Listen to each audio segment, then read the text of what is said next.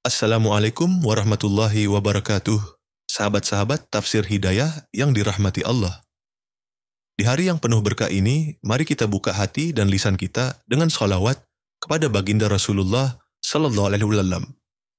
Tuliskan Allahumma sholli ala Sayyidina Muhammad di kolom komentar sebagai tanda cinta kita pada Nabi. Dan biarkan sholawat ini menjadi pembuka pintu-pintu kebaikan untuk kita semua. Kita mungkin sering merasa tenang karena telah rutin sholat, bersedekah, berpuasa, bahkan sibuk berdakwah dan mengajar agama. Tapi pernahkah terlintas pertanyaan di benak kita? Apakah semua ibadah yang kita lakukan itu benar-benar sampai ke hadirat Allah? Ataukah hanya berputar di bumi, tak mampu menembus langit karena ada penyakit tersembunyi di dalam hati kita? Na'udzubillah. 1. Niat duniawi di balik ibadah. Sang perusak amal. Saudaraku, seringkali kita terpukau dengan amal yang terlihat megah di mata manusia.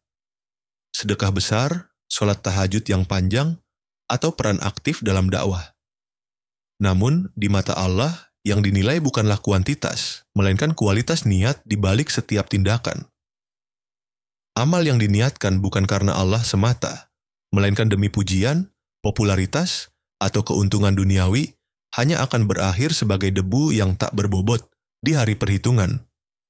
Inilah yang disebut riya, penyakit hati yang menghanguskan amal ibadah layaknya api melahap kayu kering. Rasulullah Shallallahu Alaihi Wasallam bersabda, "Sesungguhnya yang paling aku takutkan menimpa kalian adalah syirik kecil." Saat para sahabat bertanya, "Apakah syirik kecil itu, ya Rasulullah?" Komponen placement beliau menjawab, riya. Hadis ini bukan sekadar peringatan biasa. Riya membelokkan arah ibadah yang suci dari seharusnya hanya kepada Allah menjadi kepada manusia. Dan ketika Allah mengetahui bahwa bukan Dia tujuan utamanya, maka amal itu tak akan pernah naik ke langit. Bahkan, amal yang dicampuri niat duniawi seringkali menyisakan kekosongan. Ujian mungkin datang, ketenaran bisa diraih, harta bisa bertambah, tapi hati tetap merasa hampa.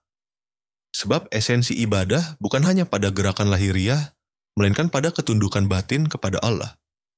Ketika niat itu tercampur, ruh amal pun memudar.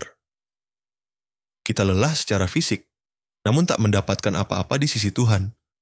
Allah adalah zat yang paling tidak membutuhkan sekutu dalam niat. Jika dalam satu amal ada bagian untuk Allah dan bagian untuk manusia, maka Allah akan menyerahkan sepenuhnya amal itu kepada manusia yang kita tuju.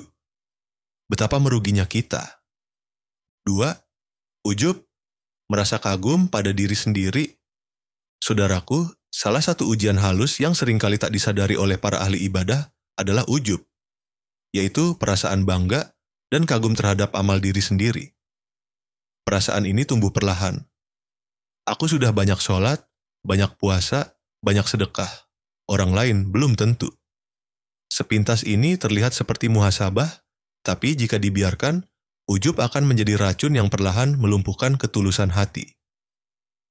Ujub membuat seseorang lupa bahwa semua amal yang ia lakukan adalah berkat taufik dan izin dari Allah semata. Ia merasa amalnya sudah cukup untuk membeli surga, seolah surga adalah hasil transaksi. Padahal, surga hanya bisa diraih karena rahmat Allah, bukan semata karena amal. Bahkan Rasulullah Shallallahu Alaihi Wasallam, manusia dengan amal paling sempurna, bersabda, tidak seorang pun akan masuk surga karena amalnya.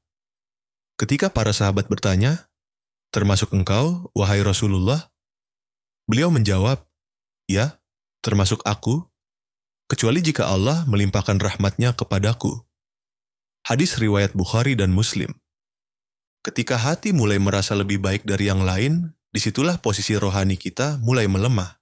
Ingatlah, iblis jatuh bukan karena ia tidak beribadah, tapi karena ia merasa lebih baik dari Nabi Adam alaihissalam. Maka, siapapun yang merasa dirinya lebih suci dari orang lain, seolah sedang menapaki jalan yang dulu membawa iblis jatuh dari derajat tertinggi ke kehinaan yang paling dalam. Na'udzubillah. Orang yang benar-benar mengenal Allah akan tahu bahwa ia tak pernah cukup baik. Ia terus merasa kurang, terus merasa butuh, dan tidak pernah berani membanggakan amalnya. Ia seperti pohon yang semakin tinggi, namun semakin menunduk karena sadar bahwa semua itu bukan karena dirinya, tapi semata-mata karena kasih sayang Allah. Itulah sebabnya, semakin tinggi derajat orang-orang saleh, justru semakin rendah hati mereka di hadapan Allah dan manusia. 3. Lisan yang merusak amal. Saudaraku, seringkali manusia sibuk menghitung amal lahiriah seperti sholat, puasa, sedekah, dan zikir, namun lalai menjaga sesuatu yang jauh lebih ringan. Lisan. Satu kalimat bisa menaikkan derajat seseorang di sisi Allah, dan satu kalimat pula bisa menjatuhkannya ke dalam kehinaan. Rasulullah SAW bersabda bahwa akan ada seseorang yang bangkrut di hari kiamat, meskipun membawa pahala sholat, zakat, dan puasa.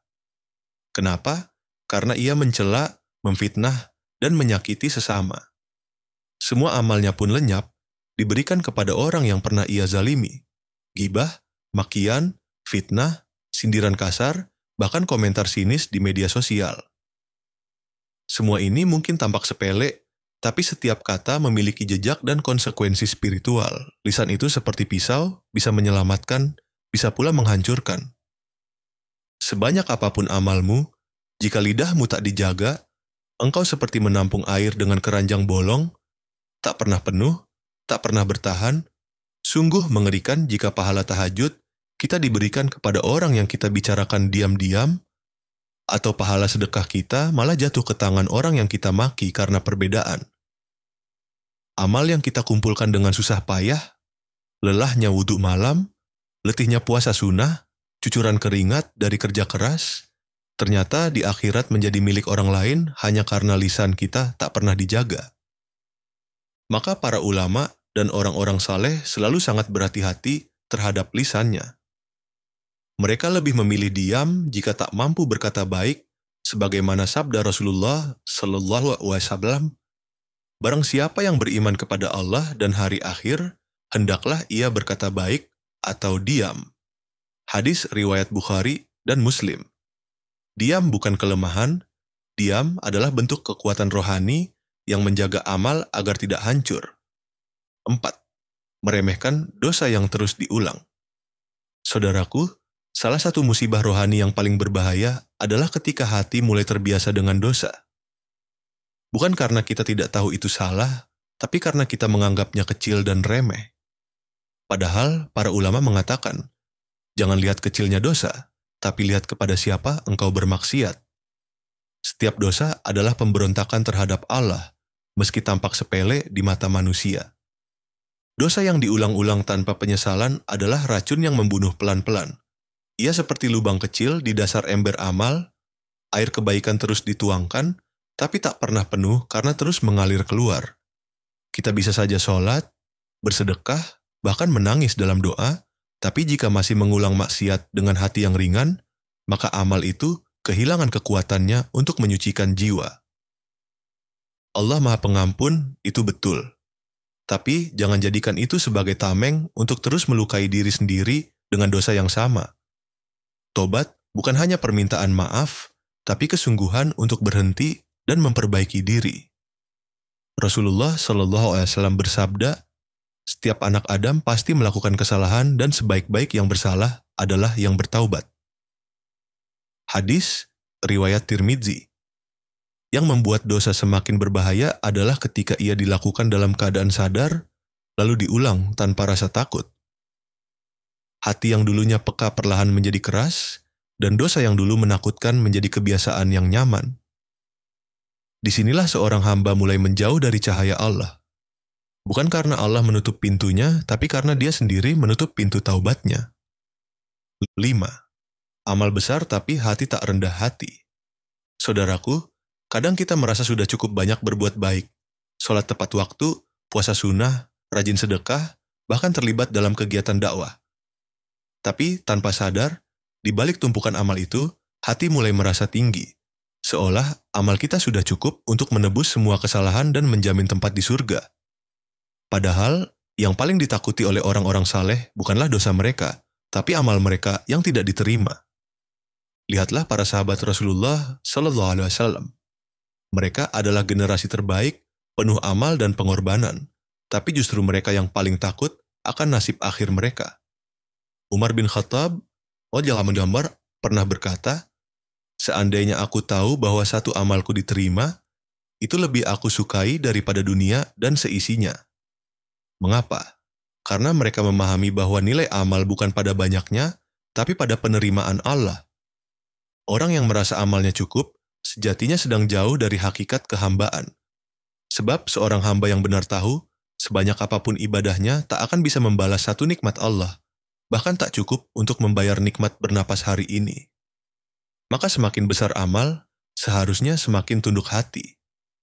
Semakin banyak kebaikan, semakin kuat rasa takut bahwa itu belum cukup di hadapan Tuhan.